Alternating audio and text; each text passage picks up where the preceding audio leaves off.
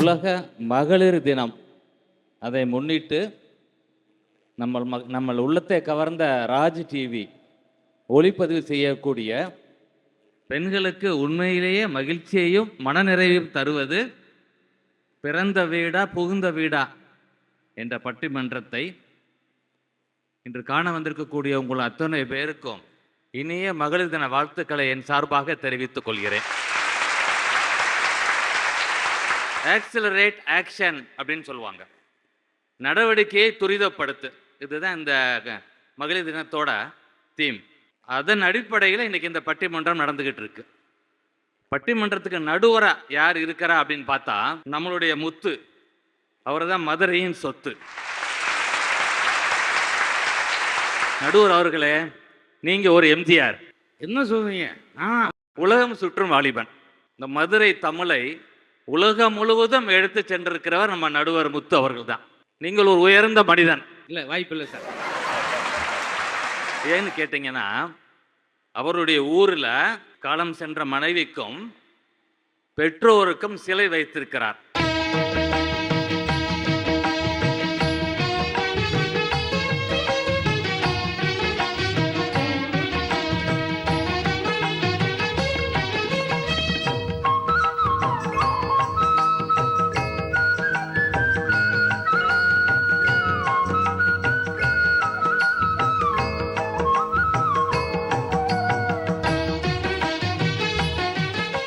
நம்ம ஷாஜஹானை கேள்விப்பட்டிருக்கிறோம், மும்தாஜுக்கு தாஜ்மஹாலை கட்டினார்னு.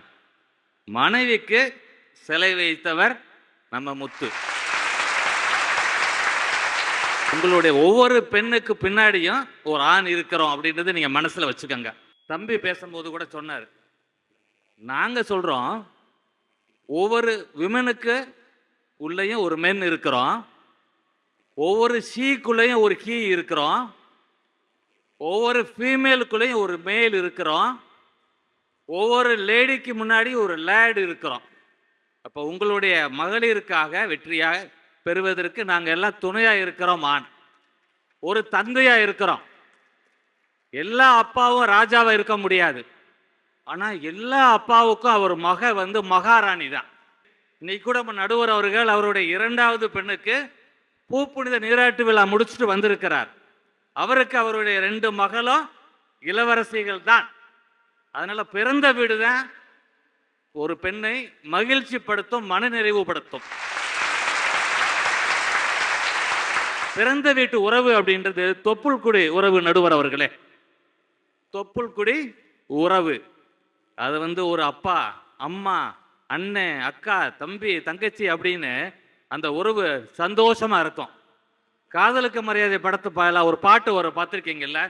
மொத்த குடும்பமும் பாடும். ஆனந்த குயிலின் பாட்டு எங்க வீட்டுலன்னு ஒரு பாட்டு பாடுவாங்க அந்த படத்துல. இதுவே புகுந்த வீட்டுக்கு போயிட்டு அந்த பாட்டு எப்படி மாறும்னா, எவண்டி உன்னைய பெத்தான் பெத்தான் பெத்தான் அப்படின்னு அந்த பாட்டு மாறிடும். அந்த பிறந்த வீடு தான் ஒரு பெண்ணுக்கு மகிழ்ச்சி தரும். எல்லாருக்கும் முதல் ஹீரோ அவங்க அப்பாவா இருப்பாங்க. ஆனா புருஷன் என்னைக்குமே பல பேருக்கு வில்லனைத்தான் தெரிவார். நாங்கள்லாம் அந்த 3 பேர் வந்திருக்கிறோம் இன்னைக்கு. சாதனை படிக்கக்கூடிய சாதனா இங்கே இருக்கிறாங்க, பிறந்த வீடுன்னு பேசுறதுக்கு. ஜெயஸ்ரீ இங்கே நல்லா பேசிட்டு போனாங்க. டாக்டர் நான் பேசுகிறேன். நாங்கள் உண்மையைத்தான் பேசுவோம் யுவர் ஆனர். எங்களுக்கு நீங்கள் ஃபீஸே கொடுக்காட்டி கூட நாங்கள் பேசி உண்மையை சொல்லிட்டு நிறைவாக வீட்டுக்கு போவோம். எது தரப்பில் பாருங்களேன், பேசினார் தம்பி ஹரி பேசினாரு. வந்த பிறகு உங்ககிட்ட பேச்ச ஆரம்பிக்கும் போதே செக்கு செக்கு செக்குன்னு கேட்டுக்கிட்டே இருந்தார். அங்க அன்னபாரதி இருக்கிறாங்க, அடுத்து மலர்விழி அக்கா இருக்கிறாங்க. இவங்க எல்லாம் பார்த்தீங்கன்னா அவர் கல்யாணமே ஆகாதவர் புகுந்த வீட்டுக்கு பேச வந்திருக்கிறார். அங்கேயே அவர் கான்செப்ட் ஃபெயிலியர் ஆகி போச்சு. நான் அவருக்கு மட்டும் தான் கல்யாணம் நினைச்சேன், கடைசியில் அவங்க அப்பாவுக்கும் ஆகலைன்னு சொன்னார். புகுந்த வீட்டு உறவுன்றது தாலி கொடி உறவு, தாலி கட்டிய உறவு தான் புகுந்த வீட்டு உறவு. பல வீடுகள் இன்னைக்கு பார்த்துக்கிட்டு இருக்கிறோம், அது தூக்கு கொடியாத்தான் மாறி இருக்கு, தூக்கு கயிறாத்தான் பல வீட்டுகள்ல மாறி நம்ம அன்றாட செய்தித்தாள்கள்ல புகுந்த வீட நம்ம பார்த்துக்கிட்டு இருக்கிறோம். இதை எல்லாரும் மனசுல வச்சுக்கிறோம்னு நினைக்கிறேன். அவர் அநேகமா வீட்டோட மாப்பிள்ளையா போவாருன்னு நினைக்கிறேன். ஹரி கல்யாணத்தை யோசிச்சு பாருங்க. பழைய காலத்தில் எப்படி இருக்கும் பாருங்களேன். கல்யாண வீட்டுக்கு நம்ம ரோஜா படத்தில் பார்த்துருக்குறோம். அரவிந்த் சாமி சார் பொண்ணு பார்க்க போவார். ஒரு படத்தில் நம்ம தனுஷ் பொண்ணு பார்க்க போவார். போனால் பொண்ணு என்ன கேட்பான், ஆட தெரியுமா, பாட தெரியுமா, சமைக்க தெரியுமான்னு கேட்டு கல்யாணம் பண்ண ஒரு காலம் இருந்துச்சு. இன்னைக்கு போனால் என்ன செய்கிறாங்க, பொண்ணு என்ன படிச்சிருக்கு, என்ன வேலை பார்க்குது, கை நிறையா சம்பாதிக்கதான்னு கேட்குறாங்க. அப்போ அந்த ரெண்டு பேரும் சம்பாதிக்கிறாங்க. முத்து அவர் பட்டிமன்றத்தில் நல்லா பேசுகிறாங்க, வருமானம் நல்லா வருதுன்னு சொல்லி அவங்கள புகுந்த வீட்டுக்கு கூப்பிட்டு போயிருக்கிறாங்க. ஆனால் பிறந்த வீடு அது தரக்கூடிய சந்தோஷம் நிச்சயமா புகுந்த வீட்டில் இருக்குமான்றது அவங்க மனசாட்சியை கேட்டால் தான் தெரியும். பழைய காலத்தில் கூட்டு குடும்பம் இருக்கும். கல்யாணம் பண்ணி தரும்போது சொந்தத்தில் பண்ணி தருவேன், தாய்மாமாவுக்கு பண்ணி தருவேன், இல்லாட்டி தாய்மாமா மகனுக்கு பண்ணி தருவேன். அப்போ ஒரே ரத்தம் ஒரே வீடு. அது என்னாச்சு, மாறி மாறி மாறி தனி குடித்தனம்னு ஆகி போச்சு. போன பொண்ணு வீட்டுக்காரனை 3வது மாசத்துல தனியாக கூட்டு போயிடுது. இன்னைக்கு தம்பி ஹரிக்கு ஞாபகப்படுத்தணும், நம்ம கவனமா இருக்கணும். இன்னைக்கு தனித்தனியாக தான் குடித்தனத்தில் இருக்கிறாங்க. இன்னைக்கு அந்த மாதிரி இன்னைக்கு காலம் மாறி போச்சு. இன்னைக்கு ஆன்லைன்லேயே இப்போ கல்யாணம் பண்ணிக்கிறான். பொண்ணை பார்க்கறது இல்லை. பொண்ணு ஒரு வெளிநாட்டில் இருக்கு, இவன் ஒரு ஊரில் இருக்கிறான். குழந்தை வித்துக்கிறது இவன் என்ன செய்ய போறாங்க, ஸ்பெர்ம் பேங்க்னு இப்போ வந்துருச்சு. இப்போ அதுக்கு இப்போ 2 பேர் தேவையில்லைன்னு வந்துருச்சு. ஒரு நல்ல உறவு, பிணைப்பு, பாசம் அப்படின்றது பிறந்த வீட்டில் தான் கிடைக்கும். வாழ்க்கைன்ற டிக்ஷனரியில் பார்த்தீங்கன்னா மாமியாருக்கு எதிர்ப்பதா மருமகள், அப்படித்தான் இருக்க முடியும். 2 பேருக்கு எங்கேயும் ஒத்தே போகாது.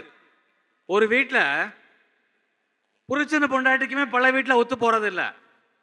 நிறைய நாளா வீட்டுக்கு 11 மணிக்கு தான் போறேன். போனோம்னா டைனிங் டேபிளில் 2 தோசை சுட்டு வச்சிருப்பாங்க. சாப்பிட்டுட்டு நான் பாட்டுக்கு நெட்ஃப்ளிக்ஸில் டிவியை பார்த்துட்டு தூங்கிடுறேன். ஒரு வீட்டில் என்ன பண்ணுறேன், புருஷன் லேட்டாக பொண்டாட்டி வர்றாங்க வீட்டுக்கு, புருஷன் குடிச்சுக்கிட்டு இருக்கிற போது அவன் பேசுகிறான், நீ இல்லாமல் நான் வாழ முடியாது அப்படின்னு சொல்லி ரொம்ப உருக்கமாக பேசிக்கிட்டு இருக்கான். பொண்டாட்டி கேட்குறா, ஏய் நீ உண்மையிலே பேசுறியா, குடிதான் பேச வைக்கதா அப்படின்னு அந்த பொண்டாட்டி கேட்குறா. அவன் சொல்கிறான், சும்மாரு அப்படின்னு சொல்லி அவன் பாட்டில்கிட்ட பேசிக்கிட்டியா, சாராய பாட்டில்கிட்ட அவன் பேசிக்கிட்டியா, உன்னை காதலிக்கிறேன், நீ இல்லாமல் வாழ முடியாதுன்னு. இதுதான் புகுந்த வீட்டில் இருக்க நிலைமை. கூண்டு எடுத்துக்கங்க, பிறந்த வீடு தங்க கூண்டு. என்னதான் அப்பா கண்டிச்சாலும் அம்மா கண்டிச்சாலும், எப்படி காதலுக்கு மரியாதையில கடைசி வரைக்கும் விஜயோட சேராம ஷாலினியை நிப்பாட்டி வச்சாங்களே அந்த வீடு, ஆனா அந்த கூண்டு தங்க கூண்டு. ஆனா கல்யாணம் பண்ணி போற புகுந்த வீடு அது நிச்சயம் அது ஒரு ஜெயில் மாதிரி தான். அது இப்ப கூட சமீபத்தில் வாட்ஸ்அப்ல பார்த்தோம், நம்ம காலத்தில் கல்யாண பத்திரிக்கையை அந்த ரோஸ் கலர் பேப்பர், மஞ்சள் கலர் பேப்பர்ல ரொம்ப இலக்கண ரீதியாக ஜாதக ரீதியாக நிறைய எழுதிய எல்லாரையும் அழைப்போம். வாட்ஸ்அப்பில் ஒரு பையன் போட்டிருக்கிறான், ஜெயிலுக்கு போகிற நாள்னு போட்டு அவன் கல்யாண தேதியை போட்டிருக்கிறான். கைது பண்ணுறது மனைவியாக போகிற பொண்ணு பேரை போட்டிருக்கிறான். கைது பண்ண போகிறவங்க போலீஸ் மாதிரி கைதியா அவன் பேரை போட்டிருக்கிறான். இன்னைக்கு அந்த மாதிரி புகுந்த வீடுன்றது ஒரு சிறை மாதிரி எல்லாருக்கும் மாறிடுச்சு. ஒரு ஆனர் அப்படின்னு சொல்ல விரும்புகிறேன். பெற்ற வீட்டில் கஷ்டப்பட்டு படிக்க வைப்பாங்க. அந்த பொண்ணு அழுதா அவங்க அம்மா அந்த கைதை தொடச்சி விடும். நானும் வீட்டில் கத்தி பார்ப்பேன், காகமாக கத்துவேன். என் மனைவிக்கும் காதில் ஏறாது, என் பிள்ளைகளுக்கும் ஏறாது. சரி இங்கே தான் அப்படி இருக்காங்களேன்னு ஆஸ்பத்திரியில் கத்தினாலும் அங்கேயே தம்பிமாருங்க நர்ஸுகளுக்கு அதுவும் காதில் ஏறாது. ஆனால் நான் பிறந்த வீட்டில் இருக்கும்போது என் முகத்தை பார்த்து எங்கள் அம்மா கண்டுபிடிச்சிருவாங்க. மகனே அப்படின்னு சொல்லி என் கவலையை கண்டுபிடிப்பாங்க, என் சந்தோஷத்தை கண்டுபிடிப்பாங்க. அதனால பிறந்த வீட்டில் தான் எல்லாருக்குமான ஒரு பாசம், அன்பு கிடைக்கும். தம்பி மாதிரி எதிர்பார்த்து ஏமாந்து போய் புகுந்த வீட்டுக்கு போனா அது அதோ கதிதான் அப்படின்னு சொல்லி ஒருத்தர் நம்ம ஒரு பெண்ணாக இருக்கட்டும் ஆணாக இருக்கட்டும், பிறந்த வீடு தான் ஒரு மகிழ்ச்சியாகவும் மனநிறைவாக வைத்திருக்கும் என்று சொல்லி ஒரு நல்ல தீர்ப்பை, நீங்களே 3 குழந்தைகளுக்கு அப்பாவா இருக்கீங்க, 2 பொண்ணை கல்யாணம் பண்ணி தரணும், பாசமா வளர்த்துக்கிட்டு இருக்கிறீங்க. உங்களுக்கு தெரியும் எது நியாயம் அப்படின்னு தெரியும். உங்களோட தீர்ப்பு நிறைய மேடைகள்ல தமிழ்நாடு பூரா பேசப்படுற தீர்ப்பா இருக்கு. இந்த தீர்ப்பம் நிச்சயமாக பேசப்படுற ஒரு தீர்ப்பு அமையணும் என்ற ஒரு வேண்டுகோளை வைத்து இந்த வாய்ப்புக்கு நன்றி கூறி விடைபெறுகிறேன். நன்றி, வணக்கம்.